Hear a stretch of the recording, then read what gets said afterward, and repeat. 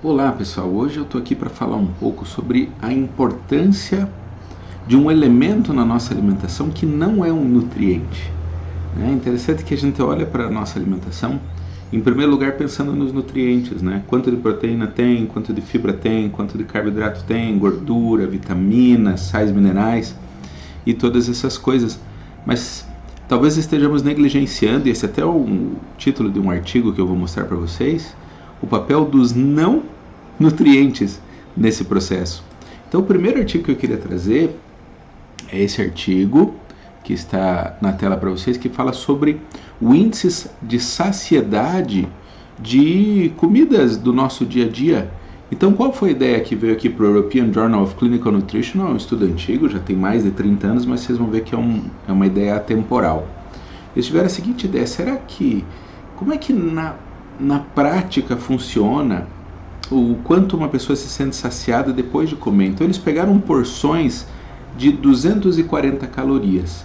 Então tem toda essa discussão, né, do quanto a gente tem que olhar para o potencial energético daquela comida, para planejar a nossa alimentação. Eles falaram assim, não, mas vamos ver se porções de 240 calorias, como é que as pessoas se sentem depois de comerem isso, e fizeram isso para 38 tipos de comida diferente. Deram essa porção e começaram a avaliar qual que era a saciedade das pessoas entre 15 minutos, ou melhor, a cada 15 minutos, pelas próximas 2 horas, o quanto elas se sentiam saciadas. E as pessoas davam uma anotação subjetiva. Depois de 2 horas, eles davam um buffet e diziam, olha, pode comer agora aqui, e analisavam o quanto as pessoas comiam depois de 2 horas.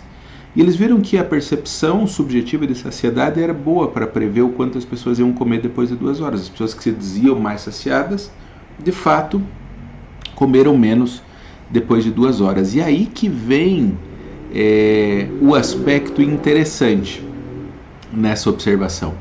Então, primeiro eles viram que a quantidade de fibra, a quantidade de proteína eram importantes para determinar as comidas que geravam mais saciedade, mas também a quantidade de água que tinha nessas comidas. E se a gente for pensar, né, a água é um elemento que não tem caloria, é um elemento que não tem outros valores, mas a quantidade de água impactava na sensação de saciedade.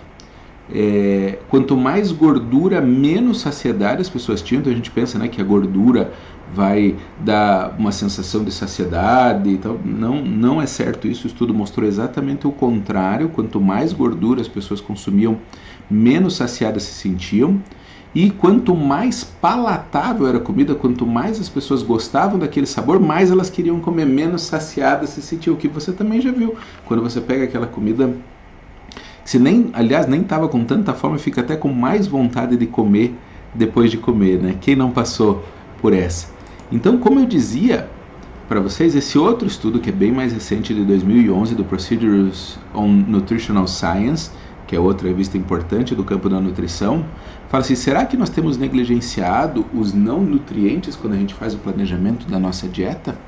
E a observação deles, né, a conclusão que eles fazem no final da revisão, é que do ponto de vista prático, realmente a água como um componente para a saciedade deve ser explorado, porque não tem conteúdo energético e pode ajudar. E daí veio toda uma discussão para tentar entender um pouco como é que isso funciona de água. Será que se eu tomar a água antes de comer, enquanto como, depois de comer, você lembra, né, que a tua avó dizia isso, que não pode tomar água enquanto come, isso, aquilo, porque atrapalha desse ou daquele jeito?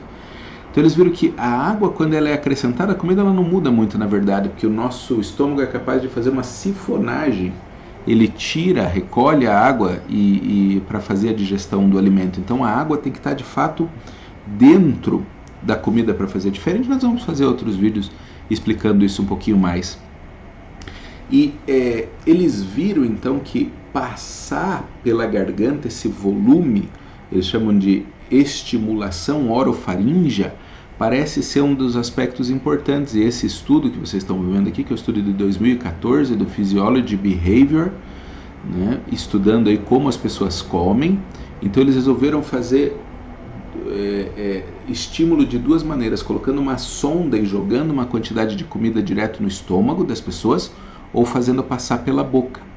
E mesmo sendo a comida com a mesma composição, então mesma quantidade de fibra, proteína, água, tudo igualzinho, o engolir era responsável por parte da saciedade. Então os elementos mais aquosos, né? Então eu vou mostrar para vocês a tabela, mas os vegetais, os legumes e as frutas são os que têm maior quantidade de água. Essa coisa mordida da compressão que faz na garganta e da boca cheia e da mastigação parece ser muito responsáveis por essa saciedade. Então, escolher elementos que têm maior quantidade de água vai fazer com que você se sinta mais saciado e por mais tempo. E a água, se não te oferecer nenhum micronutriente, nenhuma vitamina, por exemplo, também certamente não vai te trazer nenhum prejuízo na tua dieta. Então fica aí a recomendação de você ingerir de fato os alimentos que são ricos em água no seu dia a dia para se sentir melhor com a tua alimentação. E quais são? E daí eu encontrei essa tabela bacana aqui que mostra a quantidade de água em diferentes alimentos. Então é claro, a água tem 100% de água, né? O leite desnatado tem mais de 90%, mas outras coisas têm mais de 90% de água, como alface, melão, morango, espinafre, melancia. Então, são todas alimentos que vão ter essa bocada cheia e fazer uma distensão gástrica e fazer estimulação orofaríngea para trazer para nós mais saciedade. Então, fica mais ou menos assim: os nossos legumes têm 90% mais, as frutas em geral têm 90% mais, os produtos de origem animal, como boa parte dos queijos e das carnes, vão ter entre 50% e 80%, então estão numa prateleira intermediária. Na prateleira superior estão legumes e frutas, na prateleira intermediária estão carne, queijo, carne de frutos do mar e outras carnes, e na prateleira inferior os produtos ultraprocessados. Então, salsicha, bolacha, biscoito, cookies, pretzels, e óleos processados, coisas muito ricas em óleo como manteiga, pasta de amendoim, coisas assim, vão ter as menores quantidades de água. E as frutas secas.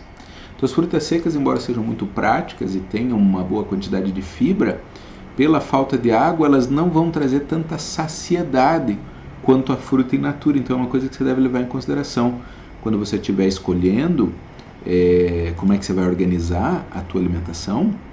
É importante, acho, olhar para quanto de saciedade isso vai trazer para você. Então essa opção pelos elementos com mais água pode ser aí a tua grande escolha. Então, por último, vou dar uma questão pessoal do que eu li a esse respeito. Maçãs e laranjas são duas ótimas opções. Maçãs e laranjas dão muita saciedade, tem uma grande quantidade de água, tem uma ótima quantidade de fibras. Então parecem ser talvez dois dos melhores elementos para você ter quando você precisar sentir uma saciedade, precisar complementar uma refeição ou fazer um lanche ao longo do seu dia.